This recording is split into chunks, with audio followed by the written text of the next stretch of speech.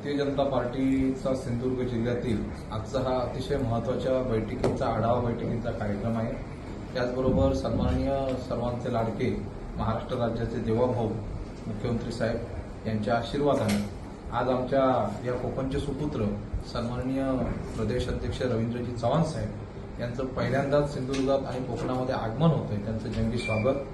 दुसरी गोष्ट या ठिकाणी विशेष म्हणजे सन्माननीय रवींद्रजी चव्हाण साहेबांच्या आशीर्वादाने त्यांच्या संकल्पनेतून आपण एक इमारत उभी करून त्या ठिकाणी भारतीय जनता पार्टीचं एक अत्याधुनिक कार्यालय, सुसज्ज कार्यालय आपल्या सर्व जनतेसाठी एक आगळा वेगळा एक कार्यक्रम आज ओपनिंग होत आहे। त्या ठिकाणी विशेष उपस्थिती या सिंधुदुर्ग जिल्ह्याचे आमचे पालकमंत्री सन्माननीय नितेशजी राणे साहेब, या प्रकारे असंख्य कार्यकर्त्यांचा आजचा हा एक चांगला मोठा कार्यक्रम संपूर्ण कोकणासाठी हे कार्यालय आपण ओपन केलेलं आहे। त्याचं संकल्पना ही रवींद्रजी चव्हाण साहेबांची आहे। आम्ही नाममात्र आहोत। आम्ही सर्व सैनिक या ठिकाणी एकत्रित येऊन एक चांगला कार्यक्रम करत आहोत।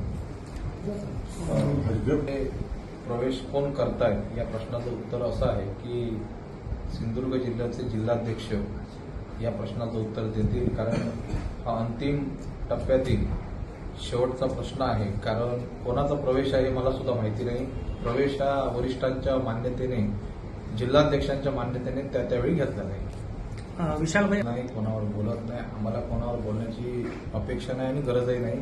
आम्ही सैनिक आहोत जनतेचे, भारतीय जनता पार्टीचे सैनिक आहोत, पण जनतेचे सुद्धा सैनिक आहोत। जनतेने आमच्या बाजूने कौल द्यावा असं आम्ही नक्कीच सांगू। कारण या ठिकाणी सावंतवाडी म्हणा, वेंगुर्ला म्हणा, सर्व नगरपालिका या भारतीय जनता पार्टीच्या नक्की येतील निवडून। याचं कारण असं आहे की आमच्याकडे व्हिजन आहे आणि व्हिजन फक्त कागदावर नसून मी स्वतः या रणांगणामध्ये उतरलेलो आहे।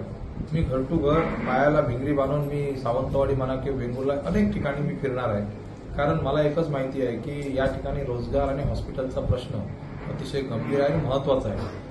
आणि आपण कोणावर टीका टिप्पणी करण्यापेक्षा मी मागच्या अनेक प्रेसमध्ये सांगितलं की आपण आपल्या जनतेला काय देऊ शकतो, पुढच्या 5 वर्षात आपण काय डेव्हलपमेंट आणू शकतो। सावंतवाडी, बारामती, पुणेच्या दिशेने जायला पाहिजे, हे माझी प्रामाणिक भावना आहे। इंदापूरची नगरपालिका बघा, आपण मिरजची बघा, पाठीमागे असलेल्या सर्व नगरपालिका पुढे गेल्याने आपण इथे जाऊ।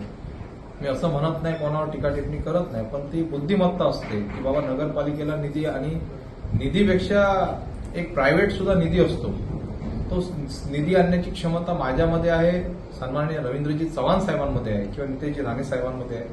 फक्त यावेळी माझ्यावर बघून किंवा माझ्या या सर्व मंडळींवर